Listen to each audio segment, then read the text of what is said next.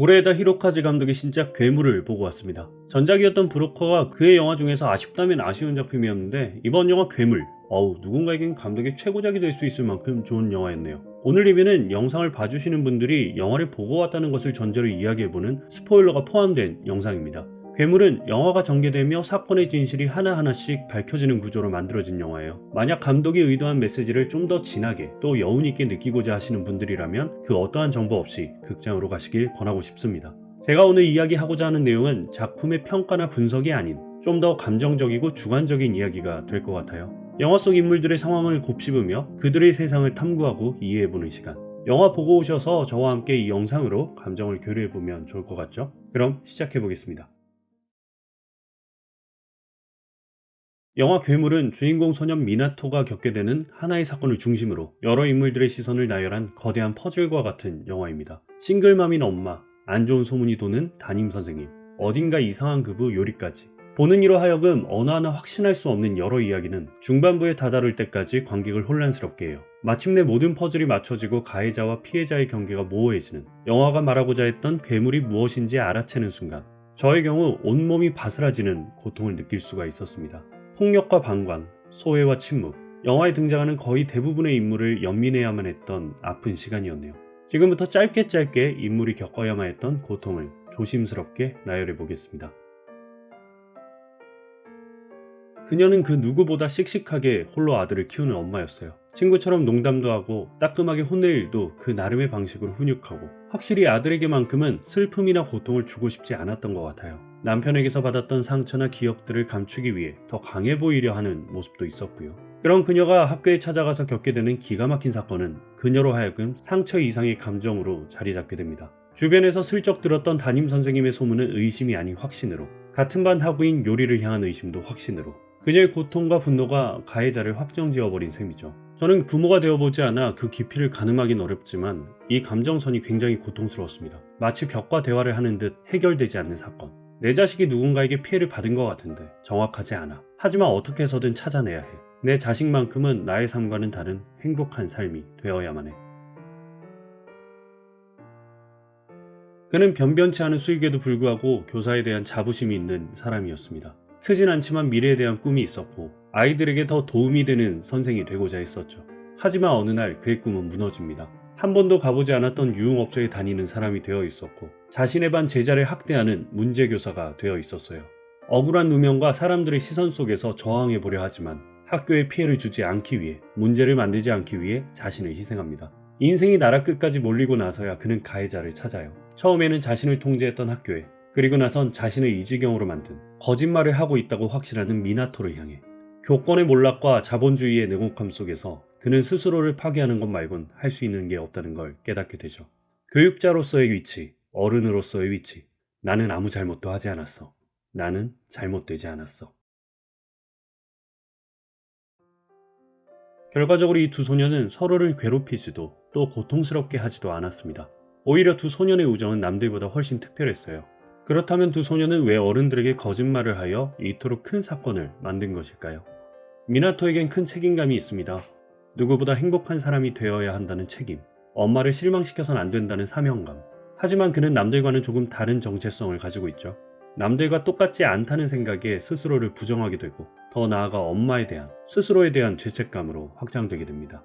하지만 친구 요리를 향한 감정은 멈출 수가 없어요. 가장 순수하고 맑은 소년의 감정. 요리는 어땠나요? 아버지의 가정폭력을 견디며 아무렇지 않은 척 해맑은 거짓말로 하루하루를 지내는 아이. 여자아이들의 호의적인 시선과는 달리 남자아이들에게 당하는 괴롭힘은 그에게 있어 평범한 일상일 뿐입니다. 슬프고 고통스럽지만 그 감정을 드러내지 않는 소년. 그런 그에게 다가온 미나토의 존재. 미나토와 요리, 어쩌면 이 두 소년의 만남은 필연적이었을지도 모릅니다. 남들은 들어주지도 이해해주지도 않는 고통을 공유하며 둘만의 아지트에서 즐거운 시간을 보내요. 서로가 어떤 존재일까? 또 새로 태어난다면 어떤 존재로 태어날 수 있을까? 스스로의 환경과 정체성을 혐오하며 다신 돌아오지 않는 따뜻한 순간을 가로질러 갑니다. 모든 것은 밝혀졌습니다. 엄마 시오리도, 호리 선생님도 아이들의 소행이라는 것을 깨닫게 돼요. 물론 그 너머 아이들의 진짜 이야기는 모르지만요. 요리가 이사를 가기로 한 전날 마을엔 폭우가 몰아칩니다. 하지만 두 소녀는 어쩌면 마지막일 수 있는 서로 간의 만남을 위해 아지트로 향해요. 솔직히 저는 이때 딱 느낌이 왔습니다. 아, 벌써 아프다. 사오리와 호리 선생님 역시 뒤늦게 아이들의 아지트로 향하지만 폭우로 인한 통제가 시작되고 있었죠. 그래도 어떻게든 아이들에게 향합니다. 엄마로서, 교육자로서, 어른으로서. 그렇게 아지트인 버려진 버스에 잘 닦이지도 않는 창문을 닦아내고 마주한 것은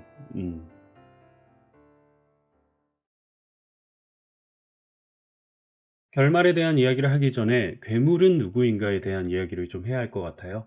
포스터에서도 볼 수 있다시피 확실히 질문을 던지고 있기도 하죠. 관객들이 처음 영화를 관람할 때 분명 누가 가해자인지, 다시 말해 괴물을 찾기 위해 머리를 굴리게 될 겁니다. 저놈이 나쁜 놈이네. 아니네. 저놈이 나쁜 놈 같은데? 그것도 아니었잖아. 이번 영화는 전개가 진행되면 될수록 누구를 비난하기 어려워지는 작품입니다.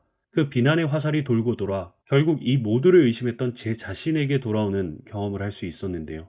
개인적으로 이 영화에서 굳이 괴물을 찾는다고 한다면 저는 의심과 폭력이라는 감정을 괴물이라 생각하고 싶어요. 이 감정은 모두가 가지고 있는 것이잖아요. 하지만 어느 상황에서나 발현되는 감정이 아니기도 하고요. 결국 나도 모르는 새에 발현되는 이 감정이 누군가로 하여금 고통이 되고 소외가 되고 누구든지 가해자와 피해자를 만들 수 있는 무서운 괴물이라 생각이 들었습니다. 물론 본인이 생각하는 답이 정답이 될 수 있는 영화예요. 어떻게 보면 주인공들이 스스로를 부정하며 괴물이라 느낄 수도 있을 것 같고요. 피해자의 입장에서 바라본 모두가 괴물로 보였을 수도 있을 것 같습니다. 자, 그렇다면 이제 영상의 마지막 챕터로 향해 보시죠. 여러분들은 이번 영화의 결말을 어떻게 보셨나요? 딱 보고 두 가지로 받아들일 수가 있겠죠? 하나는 표면적으로 산사태가 멈춘 다음 날 화창한 하늘을 향해 달리는 두 주인공이 밝은 미래를 향해 나아간다. 근데 저는 그렇게 보지는 않고요. 결국 두 소녀는 산사태에서 빠져나오지 못하고 사망을 했다는 것으로 해석하고 있습니다. 사람에 따라 마음에 드는 엔딩이 갈리겠지만 저는 이 후자의 엔딩이 훨씬 더 해피엔딩이라 생각해요. 이는 마지막 두 소년의 대화를 보면 좀 더 노골적으로 느낄 수가 있었거든요. 둘 중 한 명이 우리 죽은 거야? 그렇다면 우린 뭘로 변했어? 이런 식의 말을 했던 것 같은데, 그리고 답변이 우린 달라지지 않았어. 그대로야 라고 말을 하죠. 그렇습니다. 두 소녀는 처음부터 잘못되지 않았어요. 스스로의 정체성을 불안해하던 미나토도, 부모에게 학대를 받던 요리도. 하지만 이게 현실에서 똑같이 이어진다면 그만한 불행도 없을 것 같은 거예요. 영화의 엔딩에서 그들의 방향은 확실해 보입니다. 두 소년의 해맑은 웃음소리와 찬란한 빛을 향한 힘찬 도약은 그 어떠한 불안함도 어떤 고통도 없어 보였으니까요. 정리하겠습니다. 괴물, 뭐랄까요? 참 따뜻하기도 하고 날카롭기도 하고 다양한 감정을 느낄 수 있었던 여운 가득한 영화였습니다. 배우들의 연기, 특히 아역들의 연기가 눈에 띄었고요. 칸에서 각본상을 수상한 만큼 사카모토 유지의 각본 역시 울림을 주기에 충분했습니다. 영화도 영화지만 영상의 마무리를 빌려 사카모토 류이치의 음악의 깊은 조예를 표하게 됩니다. 다양한 콘텐츠에서 아련한 여운을 느낄 수 있었던 건 그가 만들었던 음악의 힘이 컸어요. 이번 영화에서 보여줬던 희망의 빛, 그 틈 사이로 그의 미소가 보이는 것만 같았습니다. 부디 그곳에서도 좋은 시간을 보내고 계시길.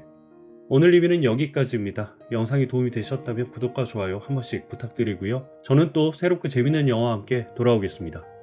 감사합니다.